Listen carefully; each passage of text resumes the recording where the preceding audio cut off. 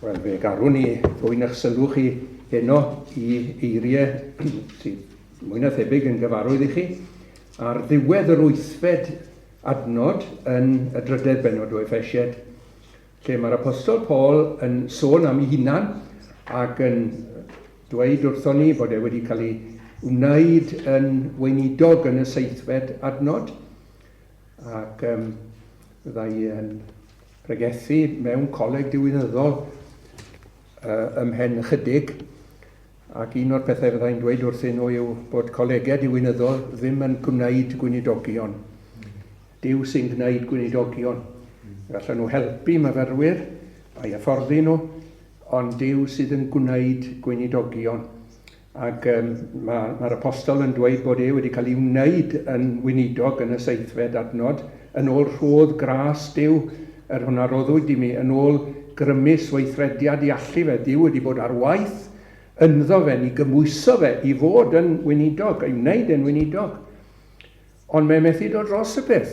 I mi, meddwl fe, y llai na'r lleiaf o'r holl saint y roddwyd y gras hwn. A chi'n cofio, oedd e wedi erlyd yr eglwys, wrth gwrs, ynddo fe. Oedd wedi bod yn ddyn cas eithriadol ac yn wrthwynebus i'r arglwydd Iesu Grist. Ac nawr, mae wedi cael ei wneud yn weinidog. I mi, y llai na'r lleiaf o'r holl saint y roddwyd y gras hwn. Ond dyma'i agenda fe, i efengylu ymysg y cenhedloedd anchwiliadwy olyd Crist, to preach amongst the Gentiles the unsearchable riches of Christ. Dyna'i waith e. Oedd e'n gwybod beth oedd e fod i wneud.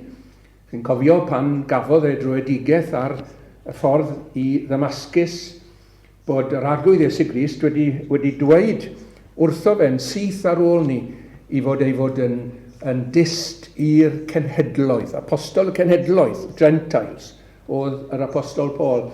Oedd e'n pregethu hefyd i Iddewon, cofiwch, ond i'r cenhedloedd oedd e wedi cael i alw, i bregethu. A beth oedd e fod i bregethu? A beth oedd i fod i bregethu? Wy'n ffindo hyn yn ddiddorol iawn, chi'n gweld, ac yn addysgiadol iawn i fi. Beth wy'n fod i ddweud wrthoch chi?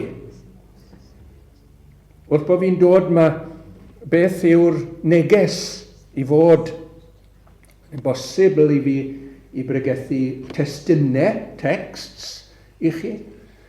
Bosibl i fi bregethu topics, sôn am weddi, pregethu ar ragluniaeth Dyw, ond chi'n gweld, mae rhaid i'r cyfan mewn gwirionedd adlewyrchu yr arglwydd Iesu Grist. Mae'n argyhoeddiad personol gen i. Mae llyfr am Iesu Grist yw'r Beibl, o'r dechrau i'r diwedd, fel na dwi'n edrych ar yr ysgrythiau. Amdano fe fyddai'n edrych o hyd wrth ddarllen gad ble mae Crist yn y llyfr yma sydd ger ymroni. A mae popeth fod i gysylltu gyda Christ, pyn ni'n sôn am weddi, pyn ni'n sôn am ragluniaeth Dyw, mae'r cyfan yn cysylltu gyda'r arglwydd Iesu Grist. Ac anchwiliadwy olyd Crist, oedd Paul yn dweud i fod e'n golygu pregethu i'r cenhedloedd. Nawr, ni'n gwybod beth yw golyd, gobeithio, cyfoeth. So mae yna gyfoeth mawr. There are great riches in the Saviour, in the Lord Jesus Christ. A'n gwaith ni, fel pregethwyr, yw dod â pethau newydd a hen allan o'r drysorfa yma, allan o'r cyfoeth yma, dangos y cyfoeth i bwy bynnag sydd yn gwrando, y cyfoeth sydd yn yr arglwydd Iesu Grist. Nawr, mae'n ddiddorol fod Paul yn defnyddio'r gair yma, ac yn sôn am gyfoeth a golyd. Achos mae'n sgrifennu at yr Effesiaid, dwi'n bach o gefndydd fan hyn i chi o'r epistol at yr Effesiaid a pwy oedd rhain, oedd Ephesus yn un o brif ddinasoedd yr hen fyd. Y dinas bwysig iawn iawn. Meddyliwch bod yna boblogaeth o rhwng 200 a 250 o filoedd o'n bobl yn byw yn Ephesus. Oedd e'n ganolfan bwysig iawn ar un o'r trade routes. Oedd yna deml fawr bwysig iawn ac oedd y deml hon yn un o 7 ryfeddodau'r hen fyd. Teml y ddiwies Diana neu Artemis. Ac oedd na fusnes fawr yn cael ei gynhyrchu trwy bod bobl yn dod o bob man dros y byd i gyd i weld teml Diana i ddechrau, ac hwyrach i addoli'r y ddelw yma. The image of Diana was set up in the temple at Ephesus. People flocked to see this, one of the 7 wonders of the world. So, oedd na gyfoeth yn Ephesus. Ac oedd na bobl yn gwneud masnach mas o ryw ddelwedd bach arian, silversmiths yno, ac o'n nhw'n bobl gyfoethog iawn pan ath yr apostol Paul i bregethu yno i ddechrau. Fe dorrodd riot allan o blegyd fod yn pregethu yr Efengil, yn pregethu'r arglwydd Iesu Grist a golyd Crist, ac wrth gwrs oedd hyn yn erbyn addoli Diana yn dod e. Ac oedd yr silversmiths yma gofaint arian yn gweld bod i bywoliaeth nhw'n mynd i fynd. Ac felly fe dorrodd riot allan.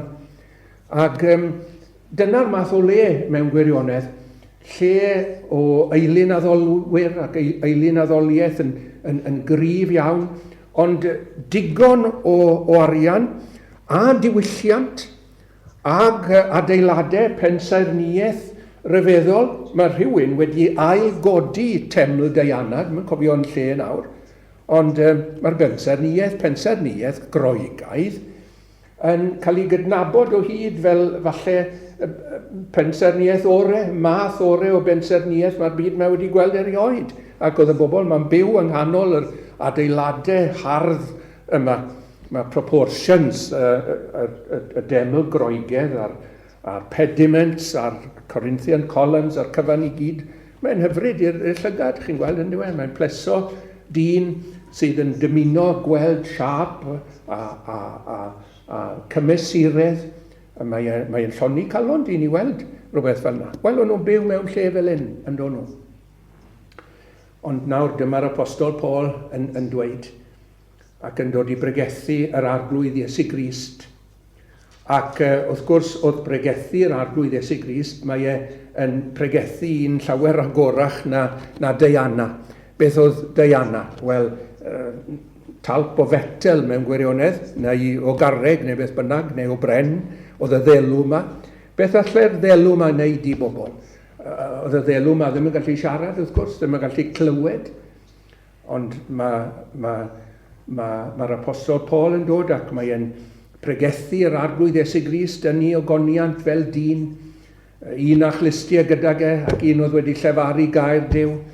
Un oedd yn ddew ac yn ddyn ac yn un a ddaeth i'r byd yma i ddelio gyda pechod ac i ddelio gyda pechodau yr eilyn addolwyr yma. O'n nhw'n torri deddf Duw yn dod nhw. Na, fydde di ti ddiwiau eraill ger fy mron i. Ac mae Paul wrth bregethu yr Efengil yn cael peth llwyddiant, ac mae bobl yn dod i gredu yn yr arglwydd Iesu Grist. Nawr, oedd y deml yma, yr Artemisium, fel oedd hi'n cael ei galw, yn hefyd yn fanc. Ac mi fydde y dychweledigion, rheini oedd wedi dod i gredu yn yr arglwydd Iesu Grist, fydde nhw ddim am ddefnyddio'r banc yma mwy. Ac felly oedd e'n mynd i effeithio ar eu bywydau nhw. Ond nhw'n mynd i golli mas mewn ffordd, yn dod nhw. Ond mae Paul yn gweud, cofiwch chi nawr, mae yna olyd yn yr arglwydd Iesu Grist. Mae yna gyfoeth mawr yn yr arglwydd Iesu Grist. Fyddwch chi wedi colli mas, falle o blegyd bod chi ddim yn gallu defnyddio'r banc yma yn heml Diana mwy. Ond, fyddwch chi wedi ennill. Ac mae yn sôn mewn sawl man yn yr epistol yma am olyd, golyd Crist. Mae yn sôn, enghraifft, yn yr ail bennod am olyd ei drigaredd, yr hwn sydd gyfoethog o drigaredd. Rhaid ddarllen i chi chwethau, medde fe. Nawr oedd rhain wedi dod i'r bywyd nhw, rhain wedi dod yn Gristnogion. Chwethau a fyw haodd e fe pan oedd eich feirw mewn camweddau a phechodau. yn yr rhai o'r diasoch gynt yn ôl helynt y byd hwn, yn ôl tywysog llywodraeth yr awyr, yr ysbryd sydd yr awron gweithio ymlant anifuddod, ymysg yr rhai hefyd y bu ein ymarweddiad ni oll gynt, yn chwantau ein cnawd, gan weithio'r ewyllisiau y cnawd a'r meddyliau, ac yr oeddym ni wrth naturiaeth yn blant i gofaint megis eraill. Eithir Duw. But God. Duw wedi ymyrryd yn dod e. A dyna sydd yn digwydd pan mae bobl yn dod i gredu. Mae Duw yn ymyrryd. Mae Duw yn torri fewn i bywydau nhw. Eithir Duw hwn sydd gyfoethog o drigaredd. Dyma fe. Oherwydd ei fawr gariad trwy'r hwn y carodd efenni, ie, pan oedd e'n feirw mewn camweddau, a'n cyd fyw hawodd ni gyda Christ, trwy ras yr ydych yn gadwedig ac yn cyd gyfododd ac yn cyd ac yn gosododd i gyd eistedd yn y nefolion leoedd yn Christ Iesu. Dyma'r peth cyntaf sydd fi chi, bod Duw yn gyfoethog o drigaredd yn yr arglwydd Iesu Grist. God who is rich in mercy. Nawr, pan bod Duw yn dangos trigaredd, neu pan bod unrhyw un yn dangos trigaredd, mae cyflwr y person y dangosir trigaredd iddyn nhw yn un diflas iawn iawn. God only shows mercy to those who are in some kind of great misery. A beth oedd yn cyflwr ni? Beth oedd cyflwr hain? Wel, yn feirwon. Wedi marw'n ysbrydol. Mae'n ironic yn diwedd, wy'n gwybod, i ni'n cerdded, i ni'n siarad, i ni yn bita, i ni'n byw, ond yn farw, yn naturiol. Yn farw tuag at Dduw, does dim bywyd ysbrydol ynddo ni. Mae bywyd naturiol gyda ni, yn llawn bywyd biolegol, byddwch chi falle bobl ifanc yn llawn o'r bywyd biolegol, mae'na egni gyda chi, ond does na ddim perthynas gyda Duw. Dyn ni ddim yn fyw i Dduw o gwbl.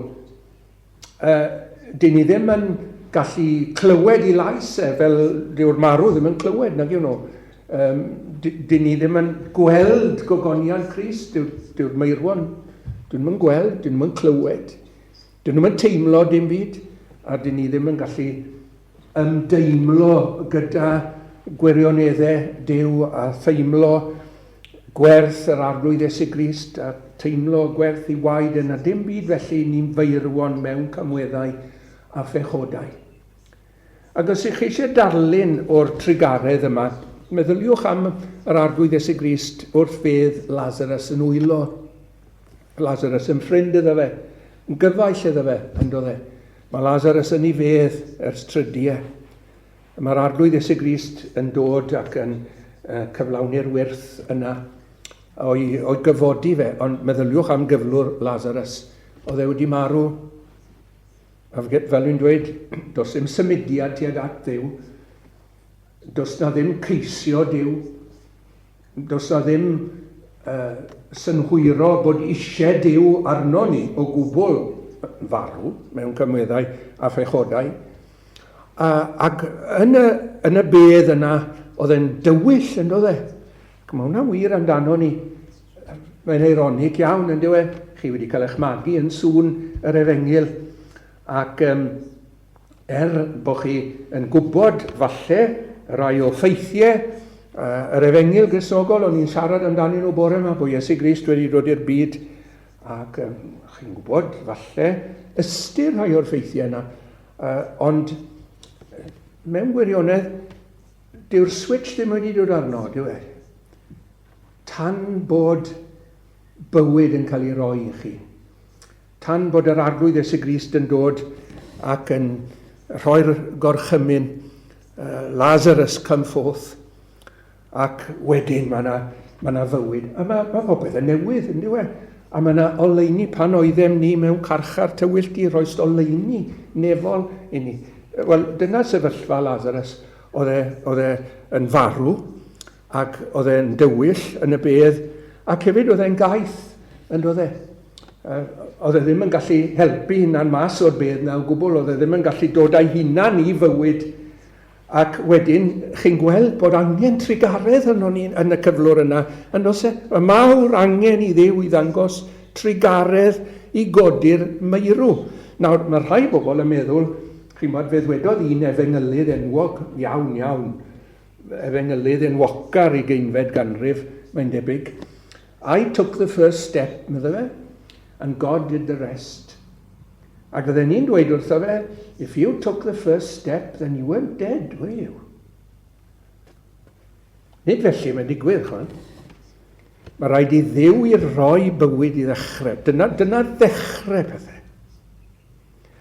Ac chi'n gweld trigaredd yr arglwydd Iesu Grist yn di chi. Oedd wedi bod yn wylo, oedd e? Mae gair Duw yn dweud fod Duw yn llawenhau God delights in mercy. He delights in mercy.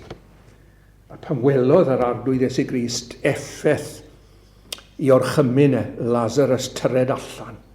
A Lazarus yn dod allan, chi'n cofio, yn ei ddillad y bedd wedi rwymo o hyd, fel o'n nhw'n gwneud gyda'r meirw. Lazarus came shuffling out of that tomb.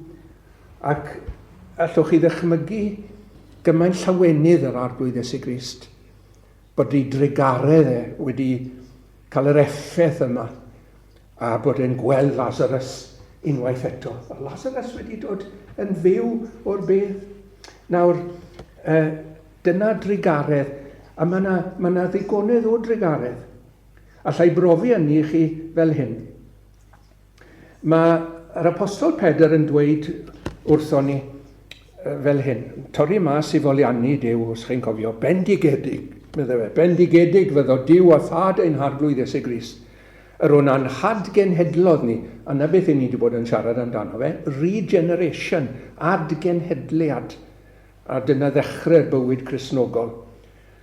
Bendigedig fyddo Duw a thad ein harglwydd Iesu Grist, yr hwnna'n hadgenhedlodd ni, medde fe, i obaith bywiol trwy atgyfodiad Iesu Grist o ddiwrth y meirw i etifeddiaeth anllygredig ac yn y blaen. Nawr, mae Duw wedi dangos trigaredd i'r eglwys i gyd, yn dywe, na chi gyfoeth o drigaredd.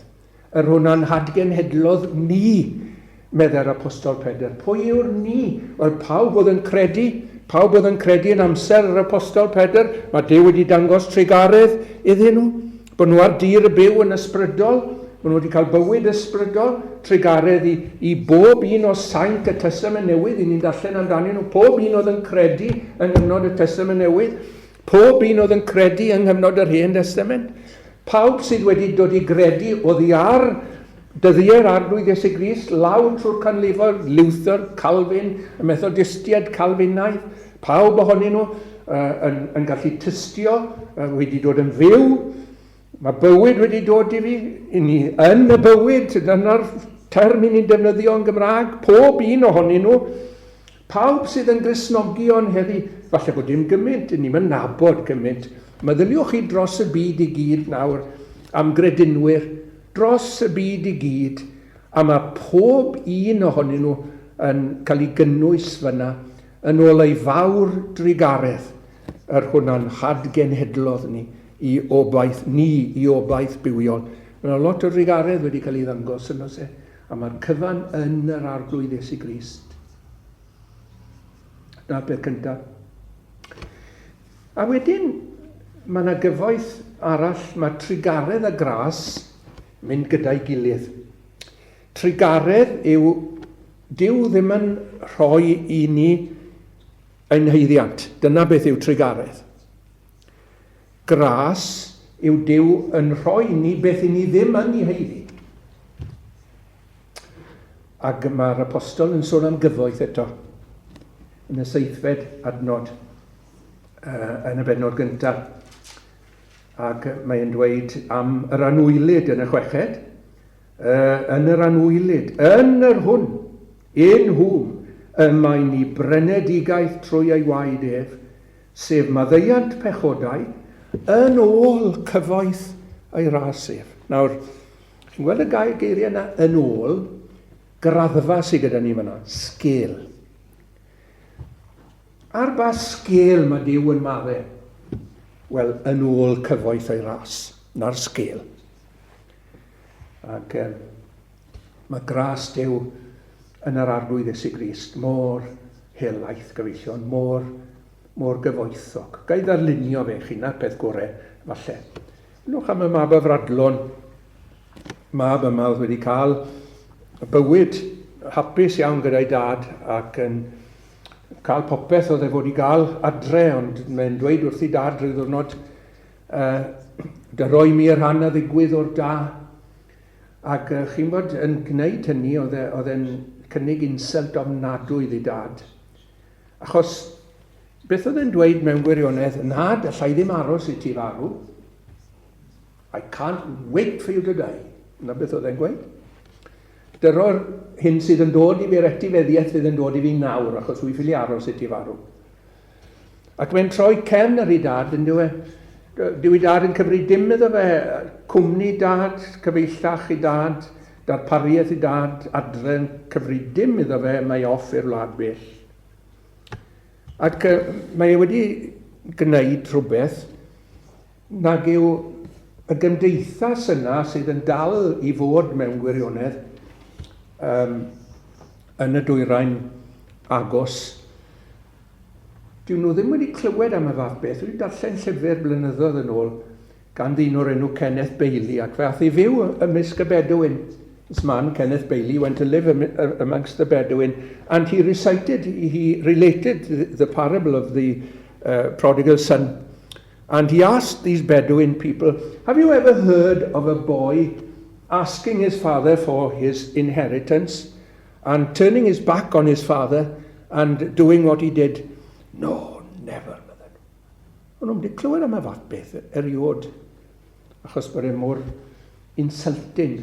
Felly pan wedodd yr arglwydd Iesu Grist y ddameg yna yn y dechrau, oedd e'n dipyn o sioc i'r sawl glywodd chi mod. Beth y crwtyn yma? Bold. Ond chi'n cofio beth ddigwyddodd wrth gwrs. Fe wastraffodd ei dda gan fyw yn y fradlon ynddo fe.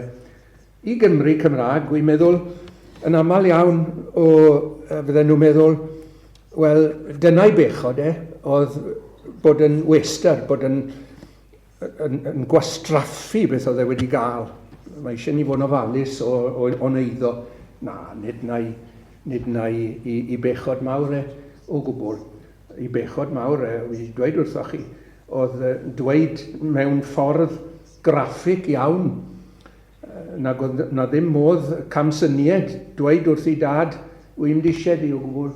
Wy eisiau beth sy'n gyda ti, wy eisiau beth gallu di roi i fi, ond wy'n eisiau ti. A dyna'r ddynoliaeth yn fe mewn gwirionedd. As we come into this world, don't we want everything that God could give us of the good of this world? A good living, a comfortable living, health, strength, we want all these things. Do we want God naturally though? Do we want his fellowship? Do we want to be with him? No. Dyna'r insult. Dyna'r bechod, ych chi'n gwybod?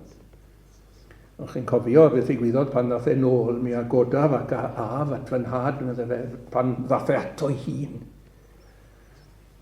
Ac pan welodd y tad o hirbell, gofio beth ddath e? Mae'n folon colli'r ddas, y patriarch yma, canol od yma, neu yn ddyn hun falle, oedd byth yn rhedeg un man, achos oedd dignity gyda ge.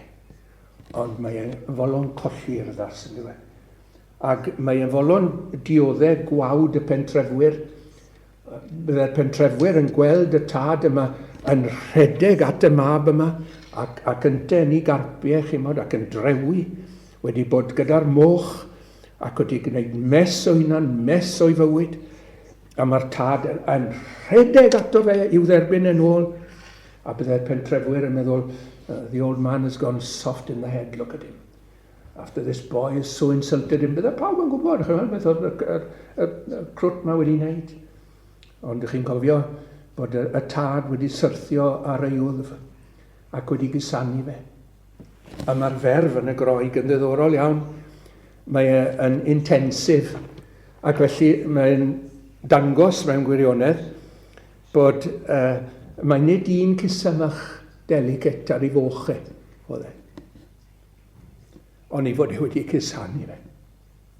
a'i gusanu fe. A'i gusanu fe. Mae'n syrthio ar ei wddf fe. Gras am ras. Cusan derbyniad. Cusan cariad. Cusan ar ôl cusan.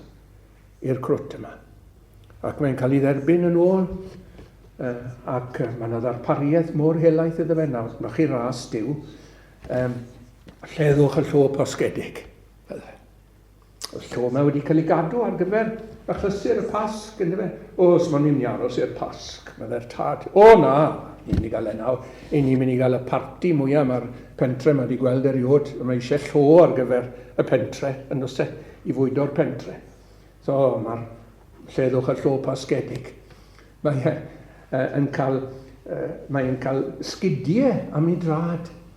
A mae'r sgidiau yma yn golygu bod e'n gallu cerdded ar hyd y stad, a mae'r tad yn dweud wrtho fe, wyt ti wedi fforffedu, wyt ti wedi gwastraffu, beth wyt ti wedi gael, ond dyw hynny ddim yn golygu bod ti ddim yn cael dy dderbyn nôl fan hyn, a mae'r stad yma mynd i fod yn eiddo i ti rhyw ddwrnod, cerdda ar hyd ddi, a dyma sgidiau i ti, i fynd ar hyd y stad i gyd, ac mae'n dweud hefyd, wrth gwrs, dygwch y wisg orau.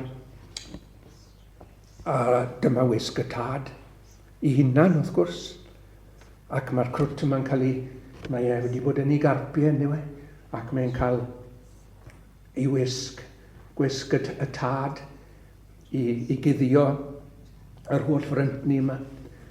A mae Roger Edwards, yr wyddgrig, yn dysgu ni'n diwen yr emyn. Fe'n wisgo a'i gyfiawnder, cyfiawnder yr arglwydd Iesu Grist. Fe'n wisgo a'i gyfiawnder yn hardd ger bron y tad. A derbyn o'i gyflawnder wrth deithio'r anial wlad. Gras diw. Mae gras diw yn scandalous, chi'n gweld, yn dywe. Fel o'n i'n dweud, diw Phariseaid, diw moralists and Pharisees cannot understand God's grace. It doesn't make sense. I remember my brother-in-law telling me he was a primary school teacher and obliged to teach some religion. It was a Church of England school, and he related the parable of the prodigal son to the children, and they were shaking their heads. Why should the father do this? Why should he receive his son in such a fashion? Well, that's grace. That's grace. Ac mae'n gyfoethog o ras. Mots pwy mor bell i ni di mynd. Mots gymaint o fes i ni yndo fe. Pechod ar ôl pechod. Ac eto i gyd, mae yna faddeuant i gael yn dos e. And can it be that I should gain an interest in the Saviour's blood? Died he for me, who caused his pain, for me who him to death pursued? Amazing love. How can it be that thou, my God, should die for me? Well, it's all of grace, isn't it? Gras. Cyfoeth ei ras.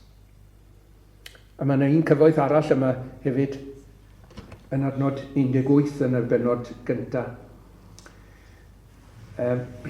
Mae'r apostol yn gweddio fan hyn, fel oedd yn gwneud yn y drydydd benod. Mae wedi gweddio ar ei ddew, ein harglwydd Iesu Grist, tad y gogoniant roddi i chwi ysbryd o'i thineb a datgyddiad trwy ei adnabod ef. Wedi goleio llygaid eich meddyliau, fel y gwypoch beth yw gobaith ei alwedigaeth ef, a pheth yw golyd gogoniant ei etifeddiaeth ef yn y saint. Golyd gogoniant ei etifeddiaeth ef. Nawr, mae yna etifeddiaeth i ni'n dod o'r testament ein tad. I ni, fel y mab afradlon, wedi gwastraffu'n etifeddiaeth, ond mae Duw yn adfer yr etifeddiaeth i ni. Chi'n bod be mae Duw wedi ddarparu ar gyfer i bobl. Ni welodd llygad ac ni chlywodd clust ac ni ddaeth i galon dyn y pethau a ddarparodd Duw ar gyfer y rhai a'i carant ef. Golyd mawr.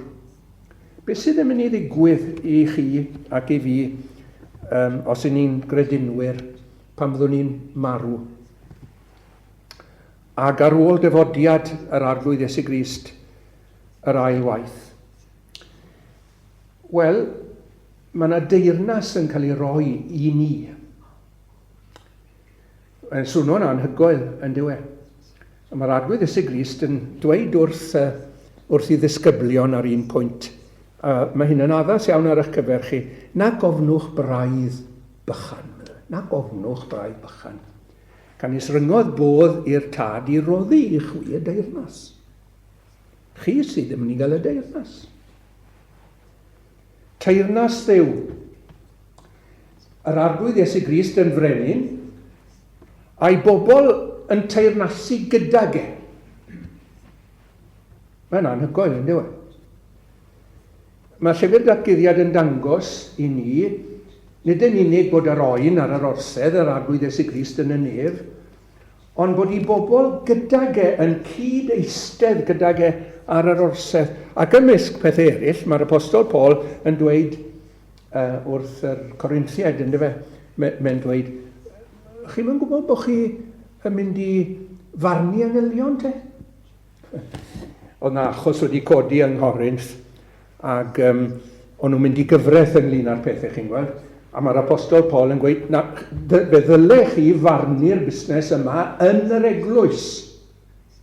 Mae eisiau chi fod yn farnwyr yn yr eglwys i sorto'r pethau mas yn yr eglwys, nid ger bron cyfraith gwlad, ond yn yr eglwys. Ac mae eisiau chi wneud hyn achos mi fyddwch chi ryw ddiwrnod yn farnu angylion. So mae eisiau chi ddechrau dysgu barnu. Wel, barnu angylion. Cyd eistedd gyda Christ ac etifeddu'r deyrnas. Nawr, byddech chi'n meddwl bod y cyfan yma mynd i ddigwydd yn y nefoedd. Dwi wedi cael byn bach o job ar hyd y blynyddoedd i argyhoeddi Cristnogion eraill a cynulleidfaoedd. Mae y ddeiar hon, cofiwch, fydd diwedd y gan i bobl Dduw. Nawr, gweithiwch y beth allan fel hyn. Mae'n atgyfodiad y corff yn mynd i fod. Atgyfodiad corfforol. Ac i beth? Wel, achos bod yna nef newydd a deiar newydd yn mynd i fod a bydd eisiau cyrff arno ni yn y nef newydd a'r deiar newydd. Bellwaith mae pobl yn gweld llenyddiaeth, mae Jehovah's Witnesses yn dod ac mae'n dangos y teuluodd yma ar y ddeiar ac mae'n gweud, dyn nhw'n credu'r stwff na. Wel, chi'n iawn i byd o credu beth mae'r JWs yn gweud, chi'n berffaith iawn, mae'n beth peryglus iawn. Ac eto i gyd, mae eisiau ni dderbyn beth mae gair Duw yn dweud, gwynau byd yr rhai addfwyn, can eswia etifeddant y ddeiar. A gogoniant y sefyllfa yw y bydd Iesu Grist gyda'i bobl ar y ddeiar. Darllenwch i lyfr yr atguddiad tua'r diwedd benod ola'n un yn credu. Mae tabernacl Duw, sef yr arglwydd Iesu Grist, yn disgyn o'r nef i fod ar y ddeiar. Ac felly, yn ni'n credu, mae dyna fydd gogoniant yr eglwys ar y ddeiar, yw bod yr un gogoneddus gyda ni ar y ddeiar yma. Ac y bydd yn cymdeithas ni gyda'r arglwydd Iesu Grist ar y ddeiar yma. Ac mae hynny'n golygu cyfoeth o ogoniant. Byddwn ninne hefyd yn ogoneddus. Bydd y cyrff newydd sydd gyda ni yn ogoneddus. Maen nhw'n cael eu hau mewn amharch fel i ni yn gwybod. Maen nhw'n cael eu cyfodi mewn parch ac mewn gogoniant. Our resurrection bodies are going to be glorious bodies, like unto his glorious body. Chi'n gweld? Mae'r nef newydd a'r ddeiar newydd yn mynd i fod yn ogoneddus, gogoniant. Beth yw gogoniant? Wel, mae yna wahanol fathau o ogoniant mewn gwirionedd. Pan oedd yr arglwydd Iesu Grist ar y ddeiar yma, ar fynydd y gweddnewidiad, fe welwyd i ogoniant megis goleini nefol o gwmpas yr arglwydd Iesu Grist. Dyna chi ogoniant. Ond wedyn, chi'n gweld pan droed dŵr yn wyn yng Nghana Galilea, ar ddiwedd y wyrth yna, Mae'r gair yn dweud wrthon ni bod e wedi dangos I ogoniant. Ac felly fellwn ni gasglu fod y gogoniant hwnnw beth mae allwn ni alw yn Saesneg yn manifested excellence. Gogoniant, glory, is manifested excellence. Wel, mae'r ddeiar yma yn y diwedd. Mynd I gael I trawsnewid y ddeiar am dan a'i thrysorau. Mae yna dan yn mynd I fod. The great conflagration is going to happen. It's going to be burned up. Ond yn cael ei adnewyddu, ynddo e? Ac yn cael ei adnewyddu'n ogoneddus.